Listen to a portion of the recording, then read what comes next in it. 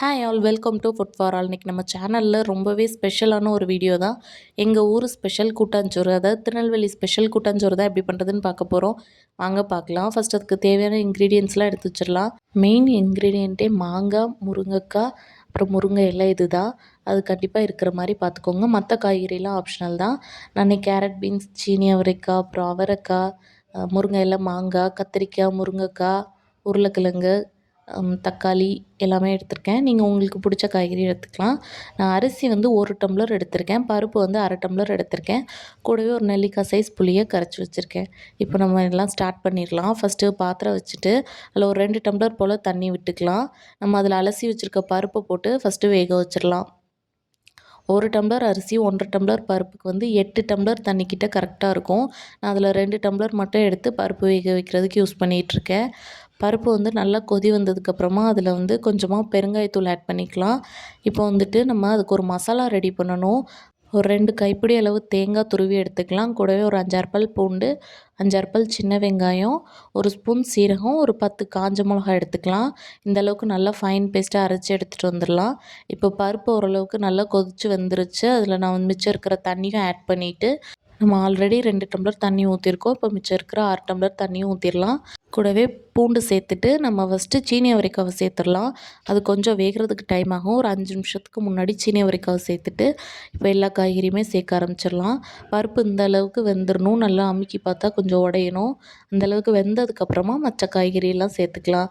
நம்ம வெட்டி வச்சிருந்தோம்ல beans, carrot, அவரைக்காய் அதெல்லாம் ஃபஸ்ட்டு சேர்த்துக்கலாம்.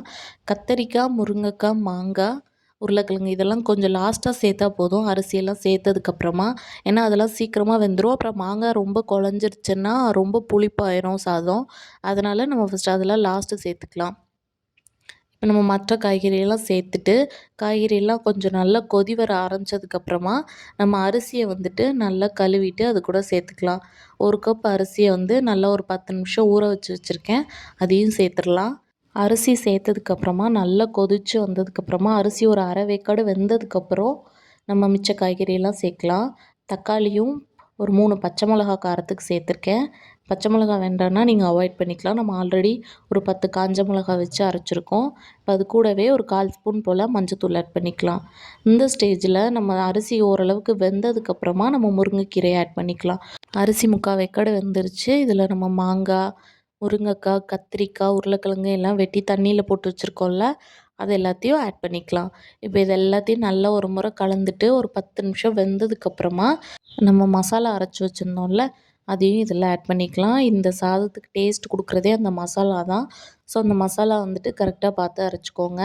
இப்போ சாதத்துக்கு தேவையான உப்பும் சேர்த்துட்டு ஒரு முறை கலந்துட்டு மசாலாவை சேர்த்துடலாம். மசாலா சேர்த்து நல்லா கொதித்து எல்லாமே வெந்து வந்ததுக்கப்புறமா அதுக்கு ஒரு தாளிப்பு கொடுத்துடலாம். இது வந்து பண்ணுறதுக்கு கொஞ்சம் டைம் எடுக்கும். ஆனால் ஒர்த்து பண்ணுறதுல கண்டிப்பாக வீட்டில் எல்லாருக்குமே ரொம்ப பிடிக்கும். அதுவும் சுட சுட இந்த மழைக்கு சாப்பிட்டா வேறு லெவல் டேஸ்ட்டாக இருக்கும். லாஸ்ட்டாக மாங்காய் புளிப்பு பத்தலைன்னா மட்டும் நம்ம புளி கரைச்சி ஊற்றிக்கலாம். இப்போ எல்லாம் வெந்து வந்துருச்சு. நம்ம இதுக்கு ஒரு தாளிப்பு கொடுத்துடலாம்.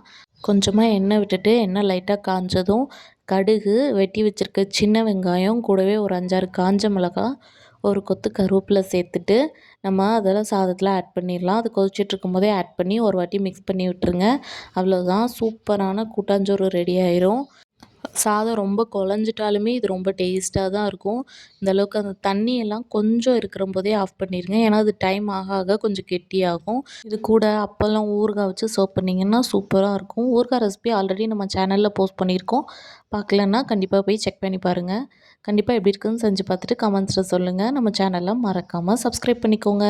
உங்களை இன்னொரு வீடியோவில் பார்க்குறேன். அது வரைக்கும் பாய்.